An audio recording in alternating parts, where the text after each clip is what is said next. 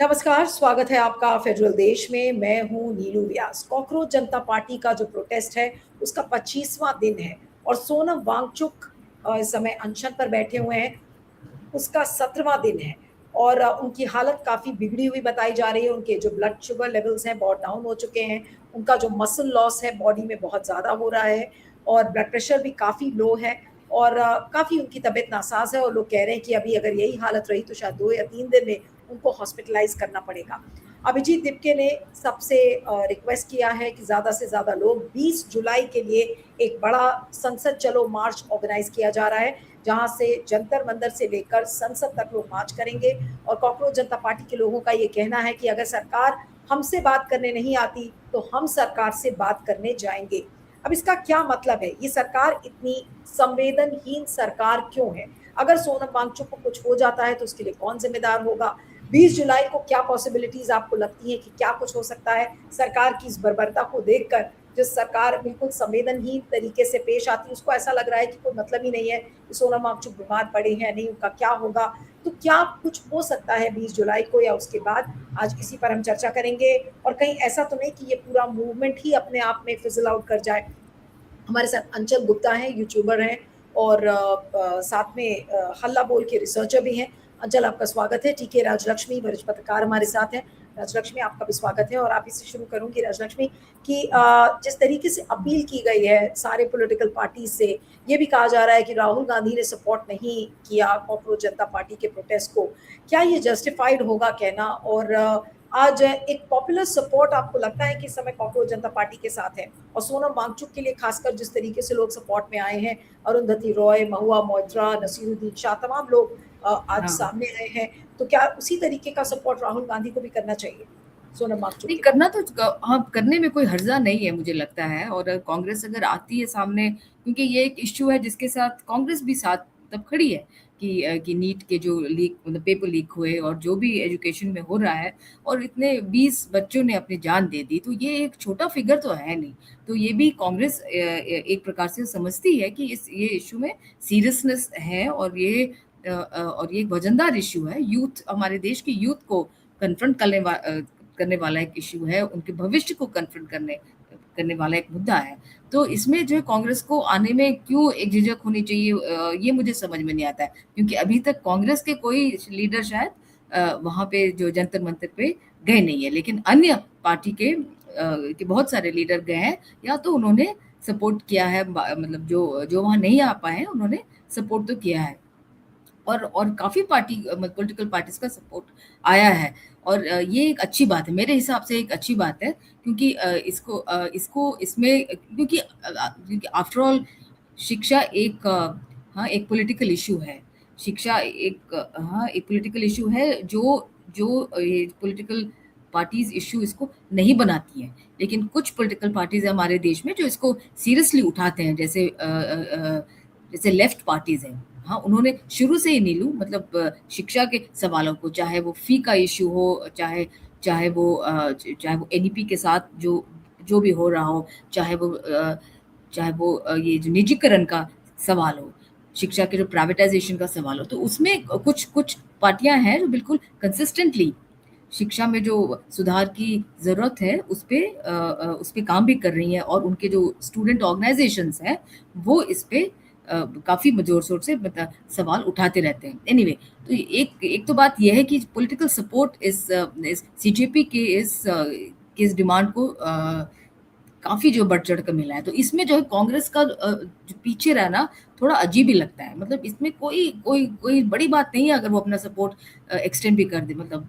कोई तो ये नहीं कह रहा है कि आप जाके फास्ट पे उनके साथ बैठिए, या आप उनके साथ मतलब प्रोटेस्ट पे आप जाइए, मतलब 20 तारीख को। अरे आप जाइए, थोड़ा साथ सपोर्ट दे दीजिए, कह दीजिए हम आपके साथ हैं, और कौन-सा आपके प्रिंसिपल्स में कोई कोई डायल्यूशन तो नहीं आएगा ना।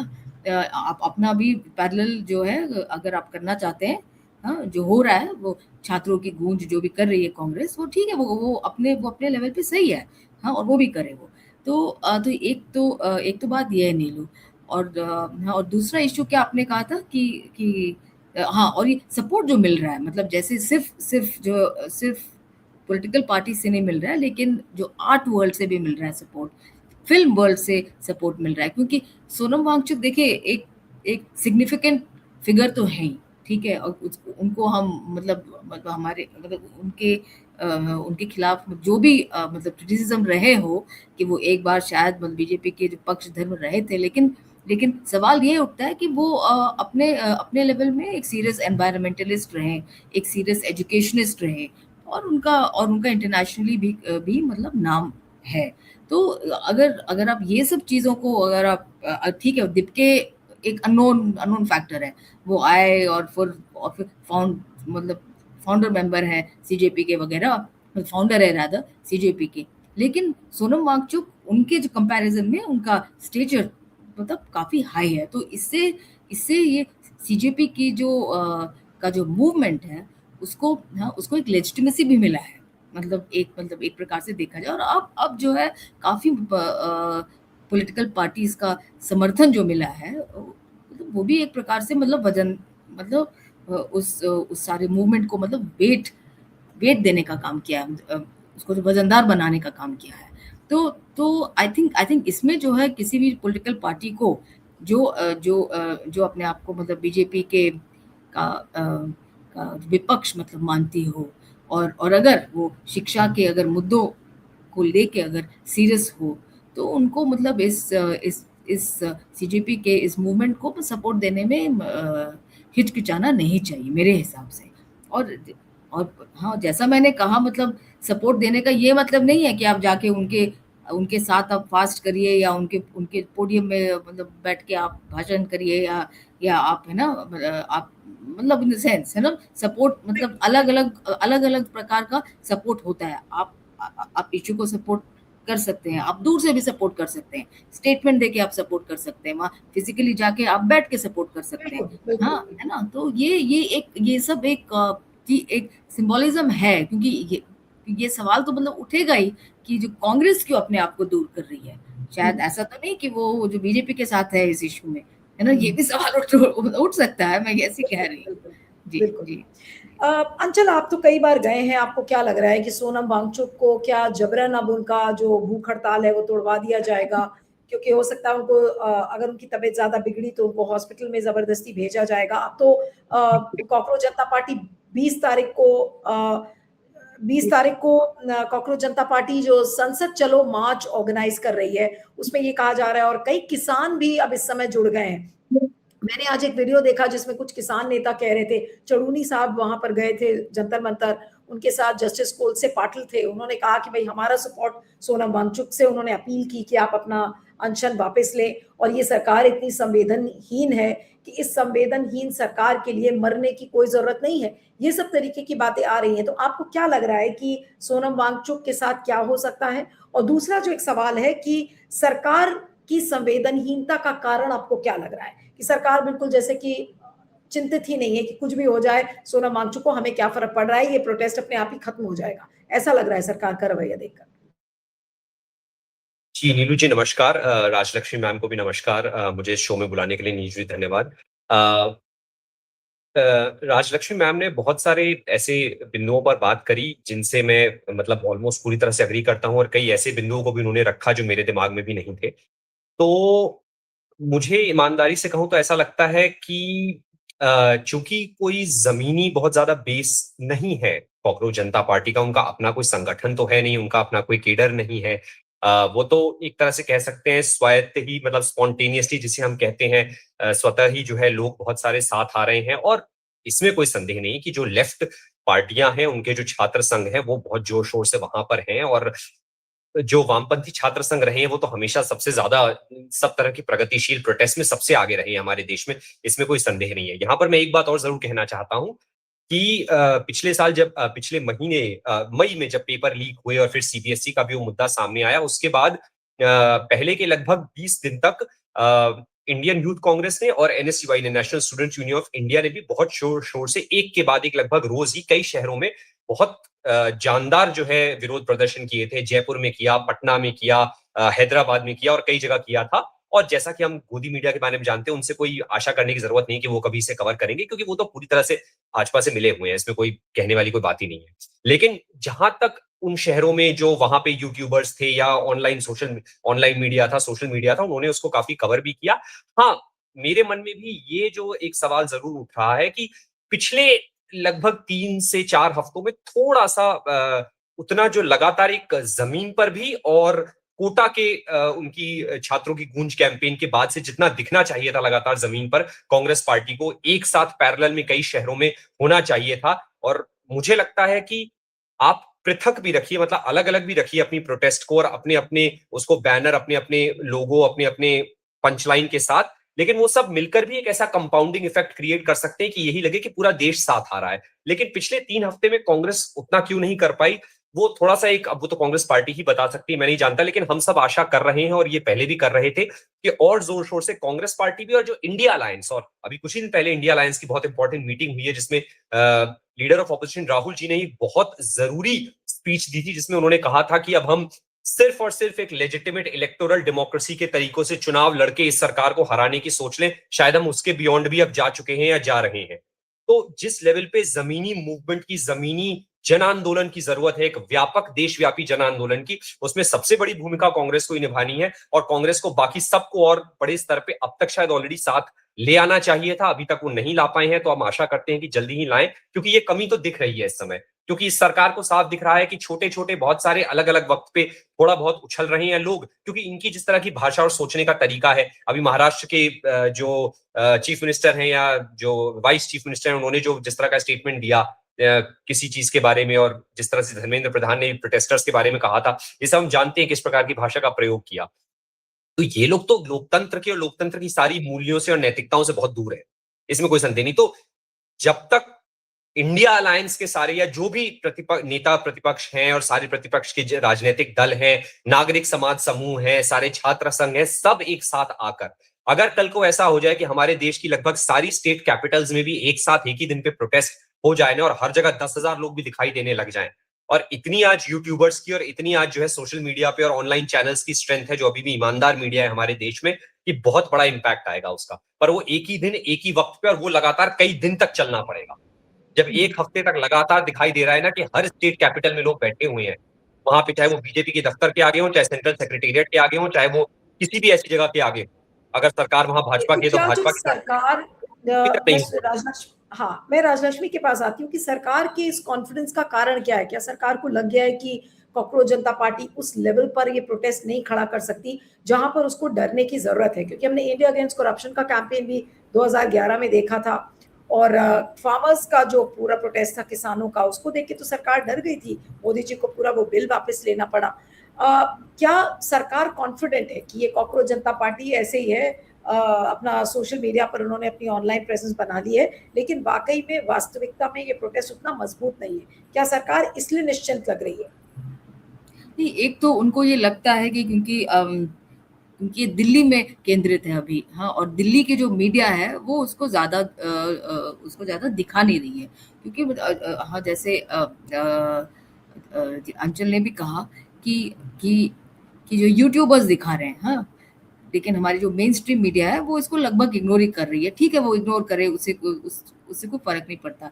फर्क ये तब मतलब पड़ेगा इस गवर्नमेंट को, जब जब या तो फिजिकल टर्म्स में, मतलब या तो बहुत मतलब बड़े मतलब तादाद में लोग वहां पे इकट्ठा हुए, और है ना, अलग अलग मतलब प्रेशर पॉइंट्स बने, क्योंकि सिर्फ अभी मतलब जंतर मंतर में है तो उसको तो कंट्रोल मतलब किया भी जा सकता है, क्योंकि उस प्रोटेस्ट को मतलब एक तरह से नियंत्रित किया जा सकता है, कि ताकि वो बहुत ज्यादा मतलब फैले नहीं। उसके बाद तो फिर वही होगा कि पुलिस मतलब परमिशन देगी आपको, एक स्पेसिफिक रूट का परमिशन देगी और वहीं तक देगी, फिर वहां पे जो बैरिकेड्स सब जो लगा दिए जाएंगे, पार्लियामेंट तक पहुंचने का तो सवाल ही नहीं उठता है, ठीक है, उसके पहले ही मतलब बैरिकेड्स लगा दिए जाएंगे।